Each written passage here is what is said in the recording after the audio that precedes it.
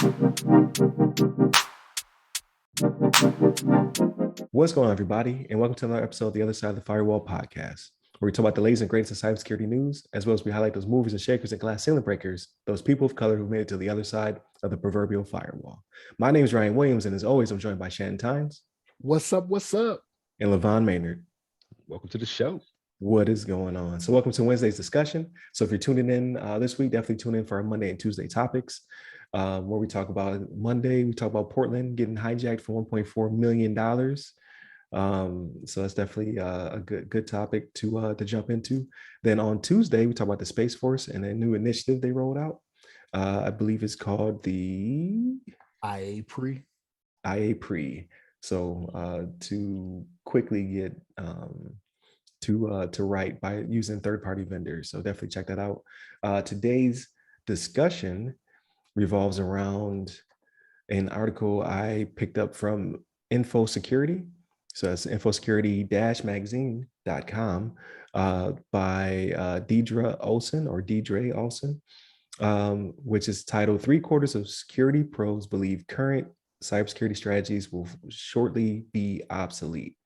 To which that I say, duh. But what's interesting about the article are just the statistics, right? I want to kind of jump into those. Not to belittle the industry, like, yeah, of course, like things are ever shifting, evolving, like things that were used for the protection of the network are sometimes used to its detriment. Cybersecurity is an ever evolving process, right? Because bad guys don't take days off, and crime pays sometimes. So that's the thing. So I'll read the first couple sentences, just get the ball rolling. So it says, on Tuesday, Crossword Cybersecurity Pick, which I believe PLC, which is the company. So it's a cybersecurity solutions company, released a new report demonstrating that UK companies are increasingly worried about cyber attacks. In the survey of more than 200 CISOs and senior cybersecurity professionals, 40% of respondents said that their current cybersecurity strategy will likely be outdated in just 2 years. A further 37% said this would happen in 3 years. So yeah, again, our strategies are ever changing. The surface of each company varies. You have people attacking pipelines and power grids and Starlink because they're aiding Ukraine in the Russian-Ukraine fight that's currently taking place. So we talked about earlier in the week, you still have people, which we don't know exactly what happened in Portland. From the article has not all been divulged yet, but we assume it was a combination of probably like a phishing attack, and maybe some privilege escalation, things of that nature, that would allow them to steal $1.4 million from the city, right? So there's a lot of old that's not being taken care of, and there's a lot of new on the horizon that we just have not seen yet, right? So 0 days are a typical occurrence. And then I wanted to get to the next, where is it at? I have one more paragraph I wanted to talk about. So there's a quote in here. It says, boards must make sure CISOs have the budget necessary to get short-term issues under control and then begin planning a long-term business-wide strategy. So again, they're preaching the fundamentals, right? Like the CISO needs to have access to the board, and the CISO also has to have the ability to pull resources quickly to fix things that are low-hanging fruit. Like, it just makes sense to me before you even expand to the bigger picture, right? Like, we need the budget in order to protect the business in general and people's information. Because we talked about whole company, like a company, I almost cussed. A company just fires a cyber team, right? It's like, oh, we got to save money. We just get rid of the whole cybersecurity team and then just leave themselves vulnerable. Like, it doesn't seem to be on the forefront of most companies' minds until after the breach occurs, right? So, but I'm done with my rant. What do you guys think about this article? Yeah, I think you covered it pretty well, but it's just like you said. I mean, it's ever shifting. Technology is always improving. We've got new technology that's being developed, that's been been released, that we have to kind of analyze, just realize that there's going to be different vectors of attack that people are going to use to try to get into the different systems. And especially with IoT blowing up, we got all kinds of connected devices. We're connected with our cell phones all the time. We're constantly browsing websites and checking emails. And now, like you mentioned as well, like the satellite system, satellite service, we talked about that in the last episode with the whole, DoD kind of set up a system to pre-approve some satellite services to make sure that they're up to snuff with their cybersecurity portfolio. So it's like, we just gotta do what we can to kind of stay up on top of the game. I mean, I know you mentioned before too, Ryan, with the whole fact that there's like I think they even talk about it in the article a little bit. There's like a barrier of entry into the cybersecurity field, and a lot of these companies are looking for individuals that have a long background in cybersecurity, even for some of these entry level positions. But sometimes you need some of that fresh blood that is kind of like just trying to learn about some of the latest and greatest, or just learn about some of the latest and greatest. If they just came out of school, or they've learned some stuff that's more modern, and they may not have the depth, but they may have some experience with some of the more like I said, more modern technologies. But it's a continuing battle. There's always going to be things that get hacked. I think it's also like not only preventing the hacks, but just the response to the cyber incidents that we have to be aware of, like how we can like fine tune some of our recovery and just like the reactionary like process that we go through to make sure that we can bounce back if we get hacked. If something goes down, that you can flip a switch and kind of turn it back on with like a backup or some sort of offsite location. But it's going to be an ongoing battle. I don't think there's ever going to be a point where there's no cybersecurity, no hackers out there. Just be like a continuing battle. But Shannon, what do you got on this one? Got a moth in here with me is what I got. I'm reaching out for. I was like, is he seeing a ghost? Like, what is that? Right. That you were grabbing, like, grab some ghost in the air. Like, what's that? We got moths out here like crazy right now. One has apparently made it into the house. I know it came into the garage, but anyway, back to what we're talking about here. But no, like this is one of those things where you definitely have to stay ahead of the game, right? But like this is like the second time in as many weeks as we've done the show, I believe I've come up with this to where I thought the outside world was doing more like what the DoD was, right? Because they mentioned in here, they brought something up that I was like, how is this not something that they're already pursuing, right?